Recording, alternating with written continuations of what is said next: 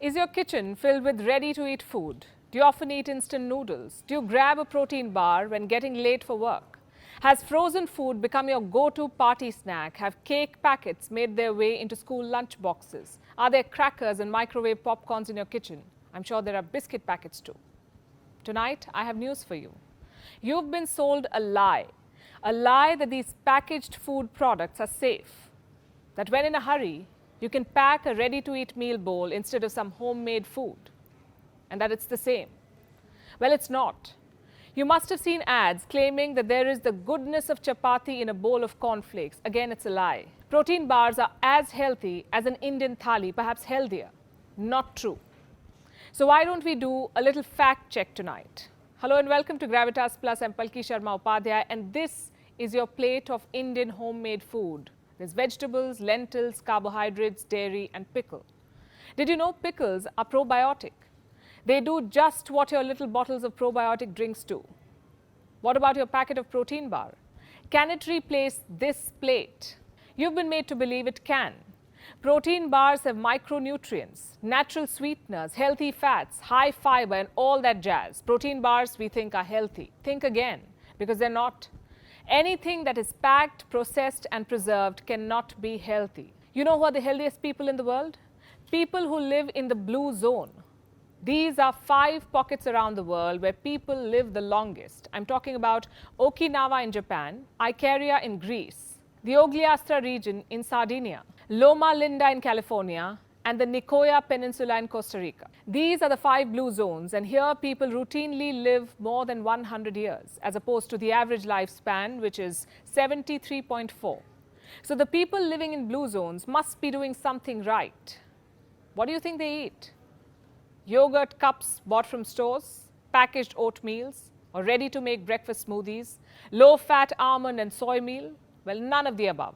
People living in these blue zones eat home food. They eat locally sourced fruits and vegetables. People in blue zones stick to time-honored recipes, food that has been passed on to them from their ancestors.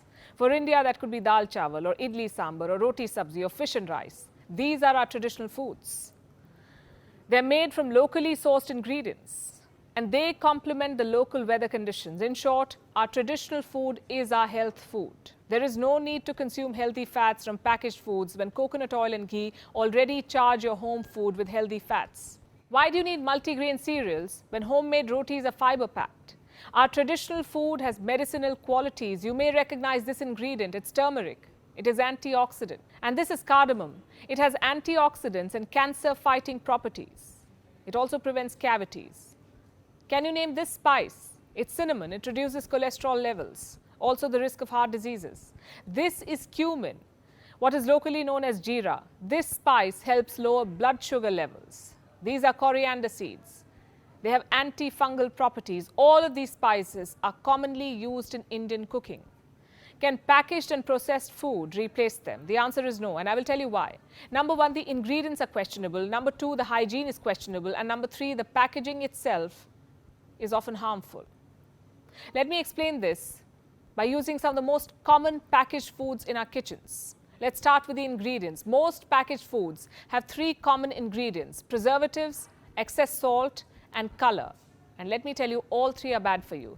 Preservatives end up killing the good bacteria in your body. They can trigger breathing problems, also make children hyperactive, weaken heart tissues, and in extreme cases cause cancer. Which food items have preservatives? Almost everything that is packed. This includes your cereals, biscuits, crackers, breads, ready-to-eat meals, cheese, yogurt, deli meats, sauces, soups, everything. Ask yourself a question. What is the shelf life of a homemade batch of cookies? 2 to 3 weeks max if kept outside the fridge. Then how is it that your biscuit packet stays intact for months, even years? Because it comes with chemicals. Chemicals that extend their shelf life but reduce yours. Same with these heat and eat meals. A lot of us resort to them these days, and understandably so. Our lives are busy. There isn't enough time to cook 3 fresh meals a day, so microwave meals have become common. They've replaced traditional meals, for some people at least. In India, the frozen food market is worth $1.2 billion. You know what's amusing? A lot of these ready-to-heat packets can be kept in the room temperature for months. Imagine keeping a homemade dal or curry outside the fridge for months. What do you think would happen?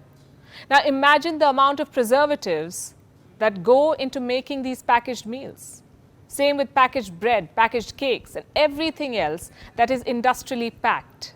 Salt too is a preservative. Most of the packed items, including chips, noodles and fries, are loaded with salt.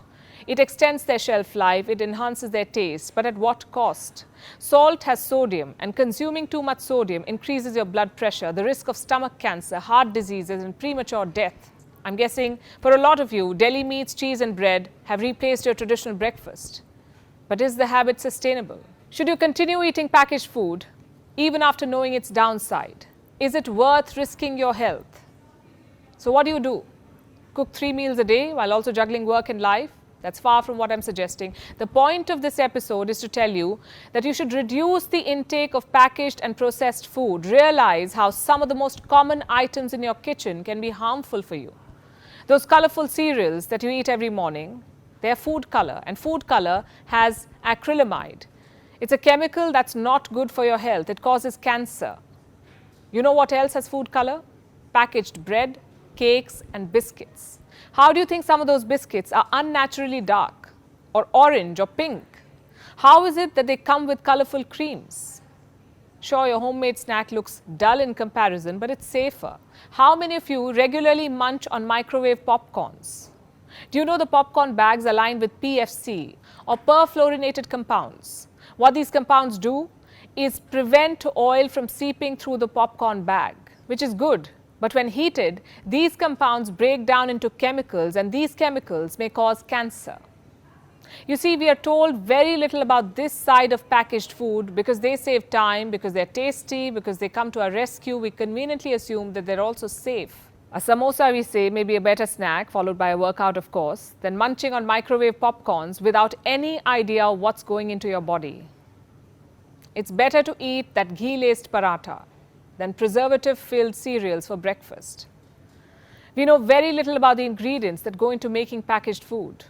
And I'm talking about the real ingredients, not the ones that are listed on the packet. We know very little about the hygiene situation of the place where these food items are made and processed. Earlier this month, salmonella was found in the world's biggest chocolate factory. The factory was producing Swiss chocolates, some of the finest Swiss chocolates. Long story short, it is time to rethink what we take for granted. It's time to reconsider the food in our kitchen. I know that it's not possible to throw out every packaged, preserved or processed food item from your kitchen, but you can always limit their consumption.